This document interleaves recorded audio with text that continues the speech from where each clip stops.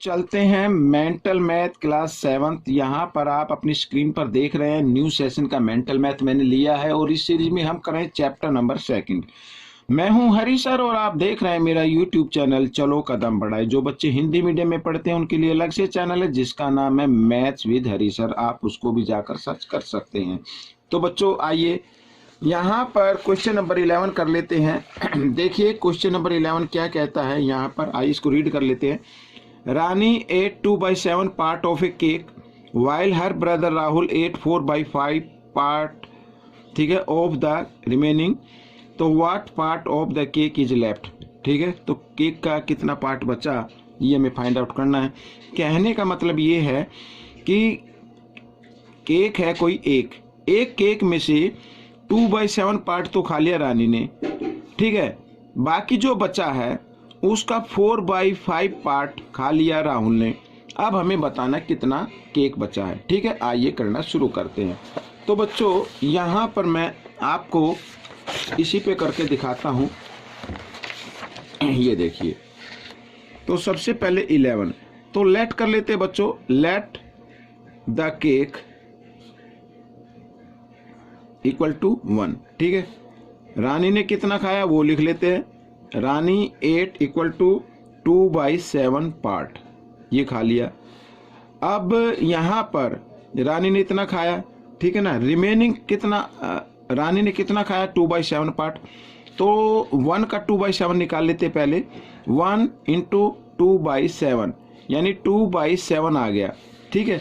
अब remaining part कितना आ गया ये भी हम लिख लेते हैं, रिमेनिंग पार्ट।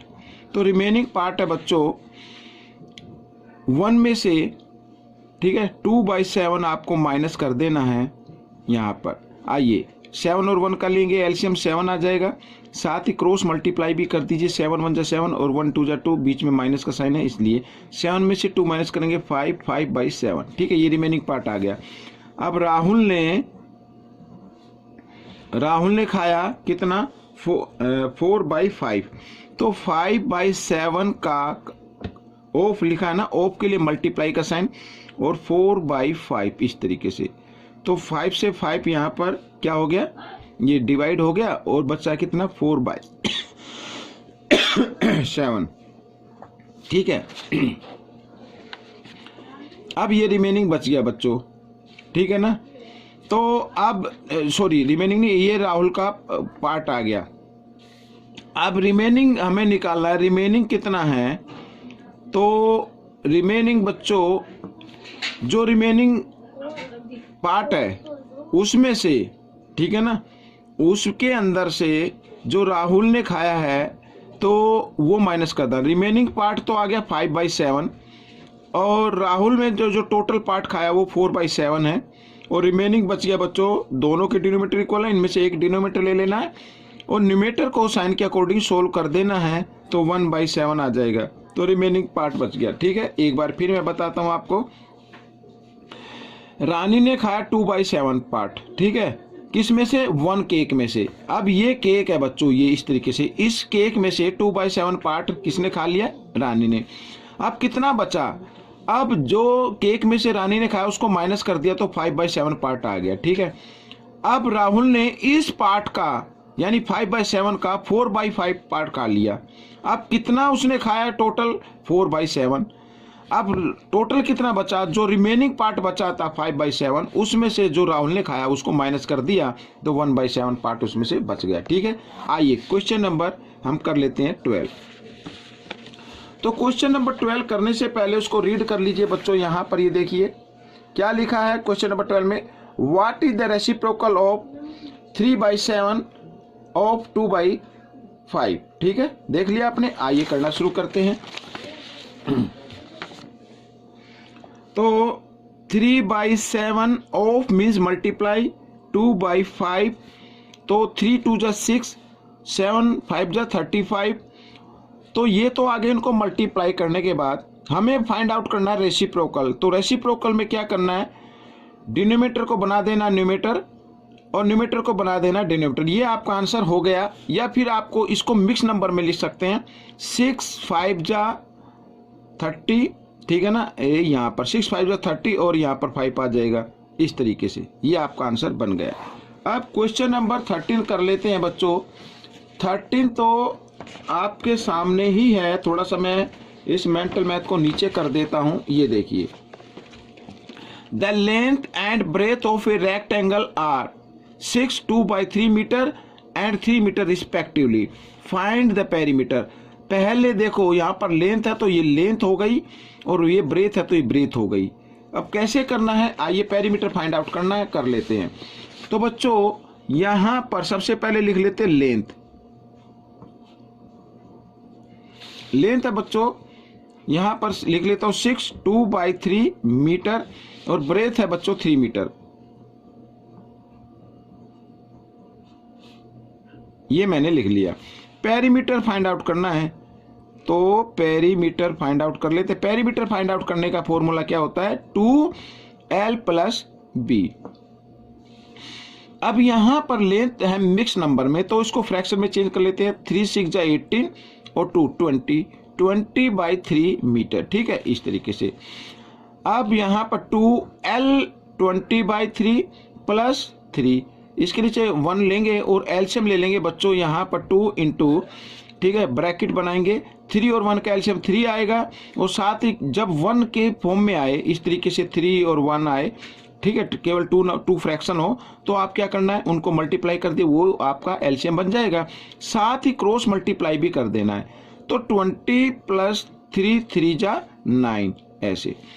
तो 2 × 20 + 9 29/3। अब इसको मल्टीप्लाई किया तो आ गया बच्चों यहाँ पर 58/3 मीटर। ये आपका क्या बन गया, पेरीमीटर। ये आपका आंसर हो सकता है। या फिर आप इसको मिक्स नंबर में लिख लें, यहाँ पर 3 से इसको डिवाइड कर दें। 3 1 जा 3, 2 नेक्स्ट डिजिट 8, 3 9 जा 27, तो ये आ गया।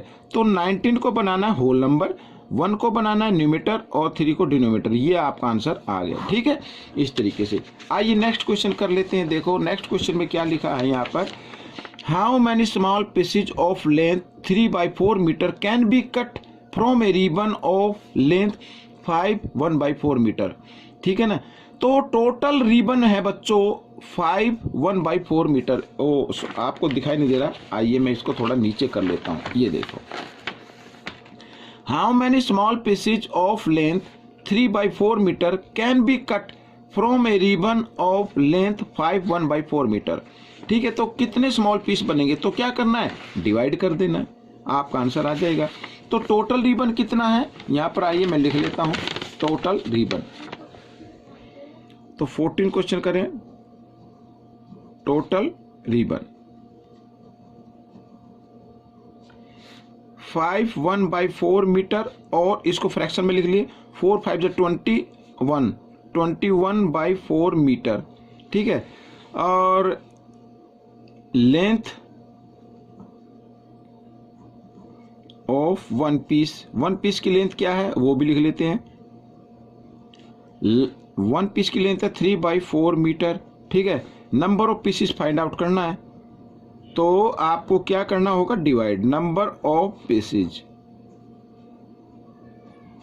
तो देखो टोटल रिबन में से डिवाइड कर दो जो 1 पीस की लेंथ आई है इससे। ठीक है, अब यहां पर देखो तो 21/4 डिवाइड के साइन को करना मल्टीप्लाई में चेंज और नेक्स्ट नंबर का कर देना रेसिप्रोकल।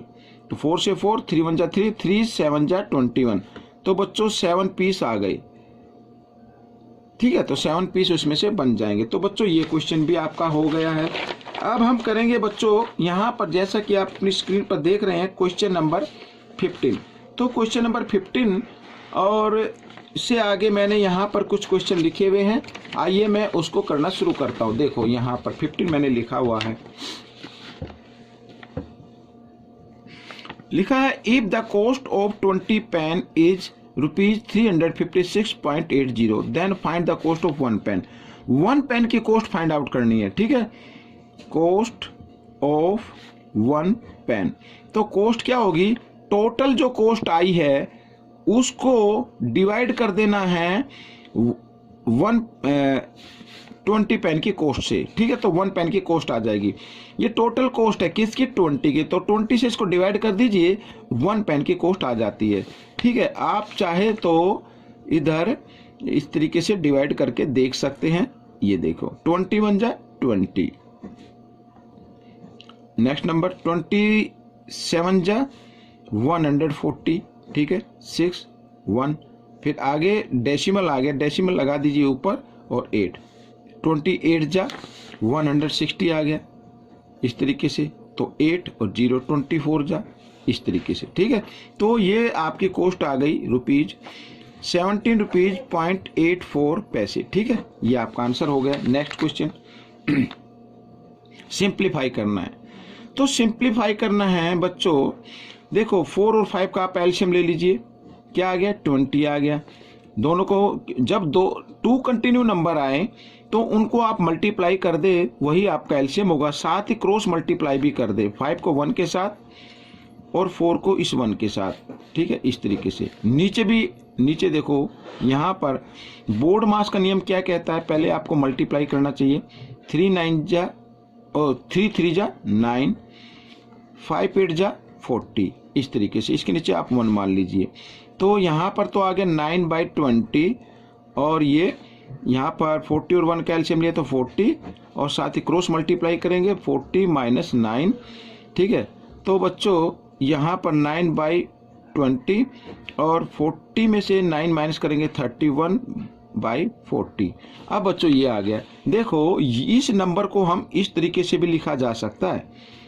ये देखो, ये डिवाइड ही होती है, यहाँ पर ये डिवाइड का साइन है, ठीक है। तो आपको करना क्या, 9/20 और डिवाइड के साइन को कर दो मल्टीप्लाई में चेंज, और नेक्स्ट नंबर का रेसिप्रोकल कर दो इस तरीके से, ठीक है। तो 21 जा 20, 22 जा 40, 9 2 जा 18, 18/31, ये आपका आंसर आ गया, ठीक है। आइए नेक्स्ट क्वेश्चन कर लेते हैं। यहाँ भी सिंप्लीफाई करना है, बोर्ड मास का रूल अप्लाई कीजिए।